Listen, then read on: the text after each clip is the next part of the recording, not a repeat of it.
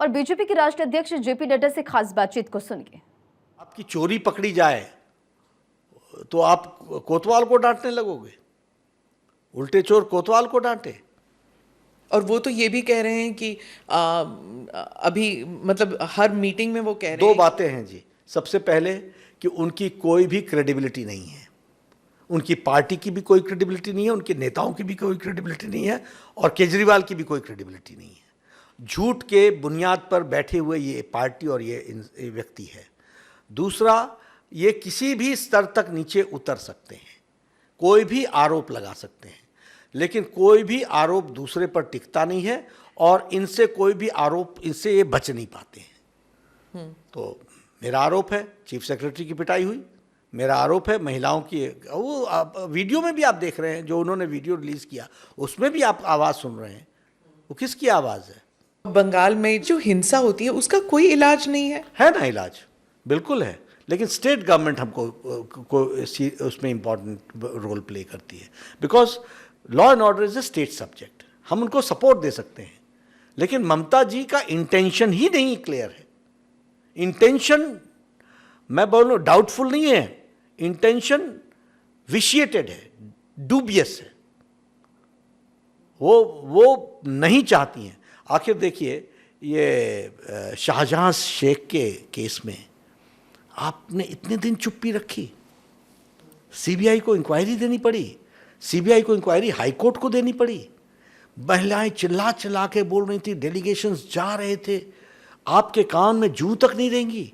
वो तो कह रही है कि वो सारा आपकी तरफ से किया गया। अब यही मैं बोलता हूं ना, इसी को बोलता हूं कि डिसऑनेस्ट एडमिनिस्ट्रेटर, डिसऑनेस्ट पॉलिटिशियन।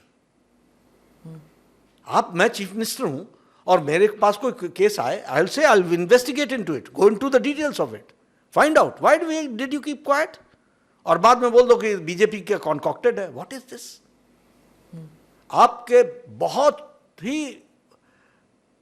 ही निम्न स्तर के आपके स्टैंडर्ड्स हैं पॉलिटिक्स और एडमिनिस्ट्रेशन को देखने के, प्योर पार्टिसन। और एक बात और स्मिता जी, सबसे दुख की बात है कि ये वोट के खातिर नेशन से कॉम्प्रोमाइज करती है।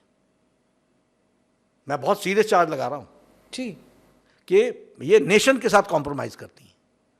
ये जितना ये हमारे जो घुसपैठिए हैं, इन सबको प्रोटेक्शन देना, उनके आइडेंटिटी कार्ड बनाना, उनके राशन कार्ड बनाना, ये काम टीएमसी के वर्कर्स करते हैं और वोटर बनाते हैं।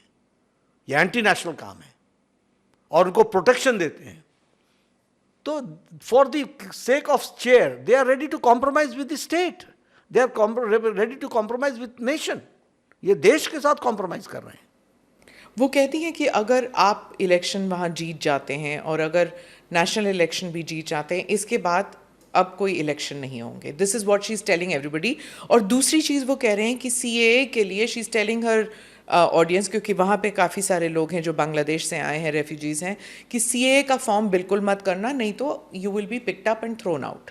ऐसा है, मैं क्या कह रहा हूँ कि ये अब इनको दिख गया है कि इनके हाथ से बात निकल रही है, तो यह जो इन्होंने जो जिन लोगों को प्रोटेक्शन दिया है उनके मन में डर पैदा करके वोट लेने की कोशिश है। इससे ज़्यादा कुछ नहीं है। मैं ये साफ कह रहा हूँ कि ये सब एंटी नेशनल, देश के साथ गद्दारी करके हर कुछ हो सकता है वो करने का ये प्रयास कर रहे हैं। सीएए किसी को बाहर से आने वाले को नहीं देना है। ये ममता समझती नहीं है क्या? ममता इतनी अनपढ़ है क्या? नहीं, समझदार है, जानती है, लेकिन वहां के लोग जो भोले भाले हैं और अनजान हैं उनको गुमराह करने की कोशिश कर रही है। ये लोग तो आ गए हैं, ये तो 20-20 साल से यहां रह रहे हैं और ये रिलीजियस परसिक्यूशन के कारण, धार्मिक उत्पीड़न के कारण आए हैं। 23 से हमारी संख्या घट करके 3% हो गई हिंदू पॉपुलेशन, वो यहां पर आए हैं। उनके बच्चे पढ़ रहे हैं, मकान नहीं खरीद सकते क्योंकि सिटीजन नहीं है, इंजीनियरिंग में एडमिशन नहीं ले सकते क्योंकि सिटीजन नहीं है, मेडिकल की पढ़ाई नहीं कर सकते क्योंकि सिटीजन नहीं है। इनको न्याय दिलाना काम है कि नहीं है?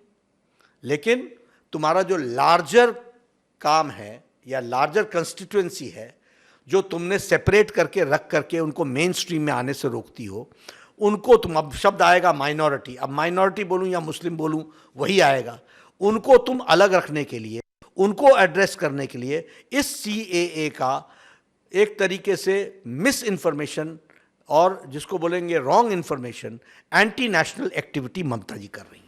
इन योर व्यू इलेक्शन के बीचों बीच why do you think she said कि मैं अलायंस से बाहर आती हूँ और मैं आउटसाइड सपोर्ट दूंगी अगर इंडिया अलायंस की सरकार बनती है? इलेक्शन के बीचों बीच ऐसे क्यों कहा?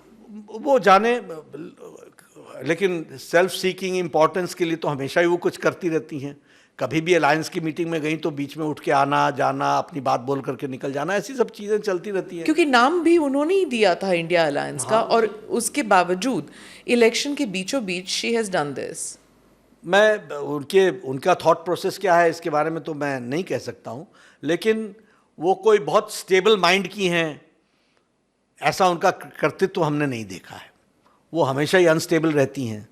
तो ममता बनर्जी की मंशा ठीक नहीं है, ममता ईमानदार मुख्यमंत्री नहीं है, ये तमाम बड़ी बातें ANI को जब इंटरव्यू दे रहे थे बीजेपी के राष्ट्रीय अध्यक्ष JP नड्डा, तब उन्होंने कहा।